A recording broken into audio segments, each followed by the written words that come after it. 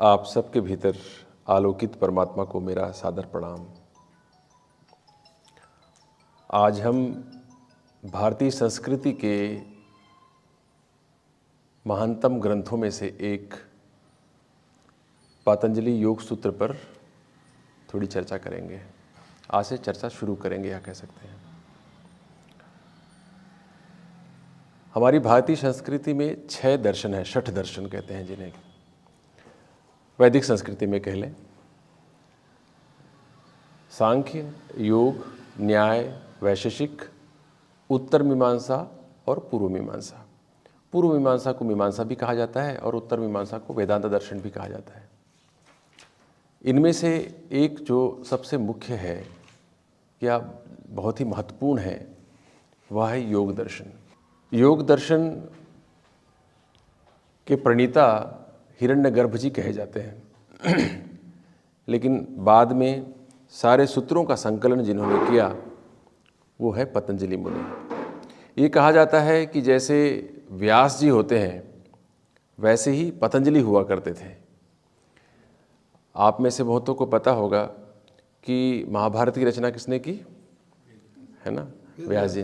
वेदों का संकलन किसने किया, वेद व्यास जी ने। तो ये व्यास जो है वो किसी व्यक्ति का नाम नहीं है। व्यास का अर्थ होता है संकलनकर्ता या एडिटर, संपादक, है ना, संपादक। तो हर काल में बहुत सारे व्यास हो चुके हैं जिन्होंने वेदों का संकलन किया, संहिताओं का, उन्हें वेद व्यास कहा जाता है। वैसे ही योग दर्शन के मार्ग में पतंजलि कहा जाता है। तो जिस पतंजलि ने इस योग सूत्र को एक साथ हमारे समक्ष रखा है उनके बारे में कहा जाता है कि वे शायद उत्तर प्रदेश के गोंडा जिले के आसपास के थे। कुछ लोग मानते हैं कि शायद वो तमिलनाडु के थे, कुछ लोग कहते हैं कि शायद वो श्रीलंका के हैं। स्थान कहीं से भी उससे फर्क नहीं पड़ता। लेकिन अगर अध्यात्म के मार्ग में प्रवेश करना हो और सीधे सीधे अध्यात्म चाहिए आपको, तो पतंजलि योग दर्शन उसके लिए सबसे उपयुक्त है।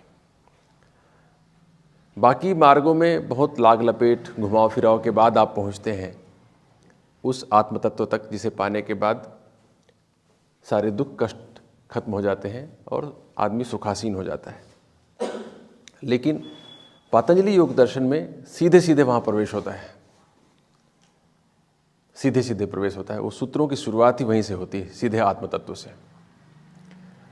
तो इसलिए कहा जाता है कि पतंजलि योग सूत्र में जो कंटेंट है, जो विषय वस्तु है, वो सारा का सारा मैथमेटिक्स की तरह है।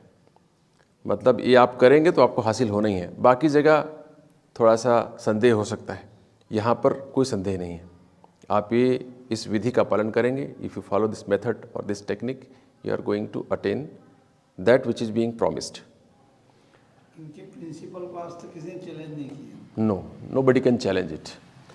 अगर आप 8-10 ग्रंथ भारतीय साहित्य के, भारतीय संस्कृति के आप सॉर्ट आउट करना चाहें और कहें कि अगर मैं सारा नहीं पढ़ सकता तो ये 8-10 पढ़ सकता हूँ, इतना बता दीजिए, तो उसमें जरूर पतंजलि योग सूत्र का नाम आएगा, जरूर। और पतंजलि योग सूत्र से बात के सारे ग्रंथ प्रभावित रहे हैं, ये कहने में कोई अतिशयोक्ति नहीं है। जितने भी बात के भी कह दें या उसके पहले जब संकलन नहीं हुआ था तब भी इन योग सूत्रों का प्रभाव अन्य शास्त्रों में भी दिखाई पड़ता है, अन्य संप्रदायों में, धर्म में दिखाई पड़ता है। क्योंकि योग में अष्टांग योग शब्द कहा जाता है, आपने सुना होगा। योग एक नहीं है, अष्टांग है, 8 अंग हैं उसके। तो जिसमें से यम है उसके अंतर्गत जो 5 महाव्रत हैं वो जैन धर्म में भी दिखाई पड़ता है। 5 महाव्रत यम के अंतर्गत क्या क्या आ जाते हैं? सत्य, हाँ, यम के अंतर्गत आ जाते हैं सत्य, अहिंसा, अपरिग्रह, ब्रह्मचर्य और अस्तेय, है ना। हाँ, तो अष्टांग योग में 8 अंग हैं। यम, नियम, आसन, प्राणायाम, प्रत्याहार, धारणा, ध्यान, समाधि। तो पहला जो अंग है वो यम है। और ये कहा जाता है, या जो भी अध्यात्म में प्रवेश करता है उसका स्वयं का अनुभव है कि जब तक ये यम उतरता नहीं आपके जीवन में, बाकी बातें समझ में नहीं आती हैं आपको, अध्यात्म समझ में नहीं आता है। इसलिए जब किसी आप संत के पास जाएंगे और उनसे कहेंगे कि मुझे आप अध्यात्म सिखा दीजिए, तो पहले कहेंगे कि आप ये यम को अपने जीवन में उतारो, सत्य उतर जाए आपके जीवन में। जो दूसरों को दगा देने की प्रवृत्ति है, असत्य का सहारा ले लेकर उपलब्धि हासिल करने की प्रवृत्ति है, वो हट जाए आपके जीवन से। क्योंकि जब तक असत्य है आपके जीवन में, तब तक जो मिथ्या जगत आपको दिखाई पड़ रहा है वही सत्य मालूम पड़ रहा है आपको, उसकी मिथ्यापन का बोध नहीं हो सकता है। तो सत्य पूरी तरह से उतरना चाहिए आपके जीवन में पहले, तो ये प्री रिक्विजिट है। सत्य, अहिंसा, ब्रह्मचर्य, अस्तेय और अपरिग्रह है ना। अब इसका कोई एकदम लिटरल मीनिंग ले ले तो तकलीफ में हो सकता है, उसके लिए मुसीबत हो जाती है। फिर उसको लगता है कि तो मेरे से संभव ही नहीं है, अध्यात्म में प्रवेश करना ही संभव नहीं है। कोई कहे कि मुझे हमेशा कमंडलू बस लेके रहना है और कुछ भी परिग्रह नहीं कर सकता हूँ, कुछ भी अपने पास नहीं रख सकता हूँ, तब तो उसके लिए मुसीबत हो जाएगी। फिर तो सामान्य गृहस्थ आदमी के लिए तो अध्यात्म कोसों दूर की बात हो जाएगी। अगर आपसे कहें कोई संग्रह ही नहीं करना है कोई चीज़ का, लेकिन अगर कोई व्यक्ति अपने मन में बहुत ही स्पष्ट रखा हुआ है कि ये संग्रह जो कर रहा हूँ वो मेरे स्वयं के उपयोग मात्र के लिए नहीं है, ये सबके लिए है, ऐसा भाव अगर उसके हृदय में है, तो वो संग्रह होते हुए भी संग्रह नहीं है। यही बात अन्य चीज़ों पर लागू होती है। व्यापक उसका अर्थ लेना चाहिए हमेशा ही। लिटरल मीनिंग लेते हैं हम तो फिर उलझ जाते हैं, फिर परेशान होते हैं। इसलिए किसी गुरु के समक्ष जाके प्रत्येक शास्त्रीय शब्दों का अर्थ समझने की कोशिश करनी चाहिए। उसके बगैर स्वयं उलझते चले जाएंगे आप। कोई सोचे कि मैं भी एकलव्य की तरह घर में बैठकर शास्त्रों का अनुशीलन करके, अध्ययन करके ज्ञान उपलब्ध कर लूँगा, तो भोलापन है, ये संभव नहीं होता। समय काल परिस्थिति के अनुसार चेंज हो जाए। एग्जैक्टली, वो उनके अर्थ बदल जाते हैं। उस समय के लिए वो प्रासंगिक बातें रहती हैं, समय के गुजरने के साथ में उनके जो भाव है वो बदल जाते हैं, भावार्थ बदल जाते हैं, है ना। शब्दार्थ वही रहेंगे लेकिन भावार्थ बदल जाते हैं। तो पतंजलि योग सूत्र पे बहुत सारी टीकाएं लिखी हैं। हर संप्रदाय के लोग इस पर टीकाएं लिखते हैं। स्वामी विवेकानंद ने भी लिखी है, उनकी इंग्लिश में है। और गीता प्रेस से जो पब्लिश हुई है वो पतंजलि योग प्रदीप के नाम से पब्लिश हुई है। वो पतंजलि योग प्रदीप मेरे पास अभी भी रखी हुई है, जो मैंने 1998 में खरीदी थी, अभी भी रखी हुई है वो पतंजलि योग प्रदीप, जो कि स्वामी ओम तीर्थ महाराज जी ने लिखा हुआ है। बहुत ही सुंदर ग्रंथ है वो। उसमें केवल अर्थ और भावार्थ नहीं लिखे हैं, हर स्टेप में जहाँ जहाँ जो ज़रूरत पड़ेगी अन्य चीज़ों के सहयोग की, उनका भी समावेश कर दिया गया है उसमें, ताकि अलग किसी रेफरेंस ग्रंथ की आवश्यकता ना पड़े आपको, उसी के साथ साथ दे दिया है सारा कुछ। तो बहुत ही सुंदर ग्रंथ है वो, पढ़ने योग्य है। अगर किसी को योग में रुचि हो तो जरूर पढ़ना चाहिए। तो पतंजलि योग सूत्र 195 सूत्रों का संकलन है। तो इस पुस्तक में 195 सूत्र हैं, 4 अध्याय हैं जिन्हें पाद कहा गया है: समाधिपाद, साधनापाद, विभूतिपाद और कैवल्यपाद। साधना, समाधि, साधना, विभूति और कैवल्यपाद। कैवल्यपाद अंतिम पाद।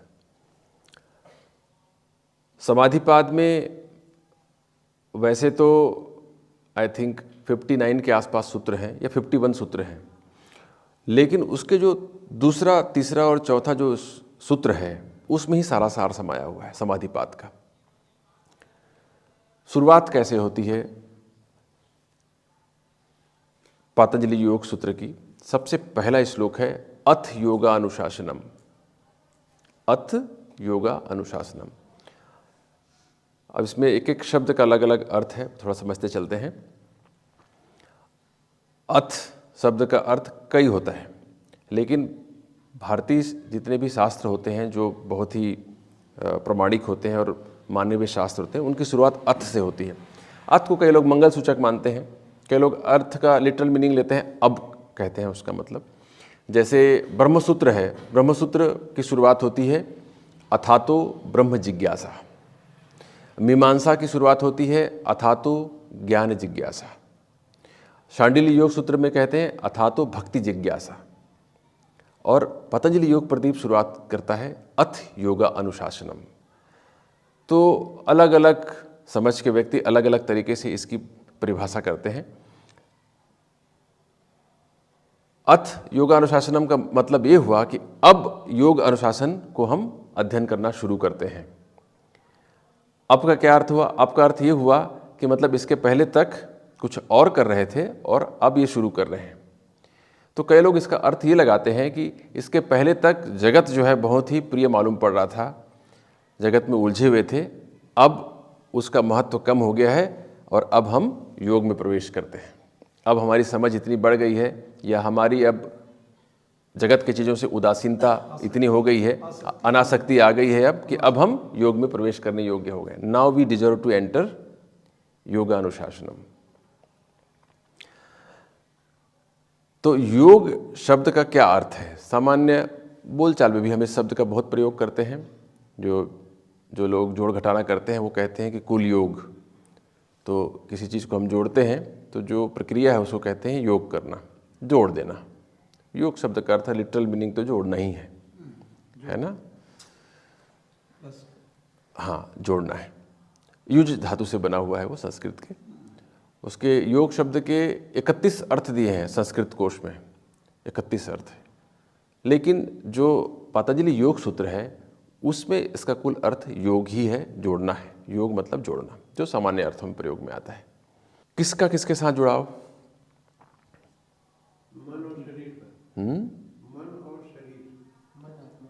मन और शरीर का जोड़ देना आपस में। आत्मा और मन का जोड़ना। मन और आत्मा को जोड़ देंगे आप। आत्मा का परमात्मा से जुड़ाव, वो भी ठीक है, वो सही है। और राजा भोज ने पतंजलि योग सूत्र के बारे में ये कहा है कि पतंजलि महाराज की जय हो, जिन्होंने प्रकृति और पुरुष, जड़ और चेतन के अलगाव को भी योग कहा है।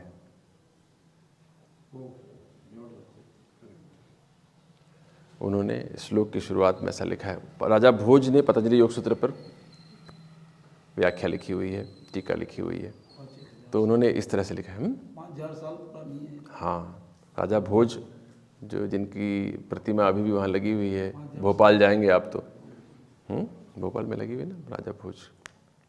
तो योग शब्द का अर्थ जो भी हो, क्योंकि अलग अलग लोग अपनी अपनी समझ के हिसाब से अर्थ करते हैं वस्तुतः, लेकिन जब पतंजलि मुनि एक एक करके स्टेप वाइज आपको प्रवेश करा रहे हैं तो आपको प्रकृति से अलग ही करते हैं। वो प्रकृति, ये प्रकृति है। प्रकृति मतलब जो अस्तित्व दिखाई पड़ रहा है, जड़ जगत जो दिखाई पड़ रहा है आपको, एक ये है। और एक चेतन तत्व है जो आपके भीतर में है। सबके भीतर में जो चेतन तत्व है जिसके जरिए आप इस जगत की अनुभूति करते हैं, वो चेतन तत्व है, कॉन्शसनेस।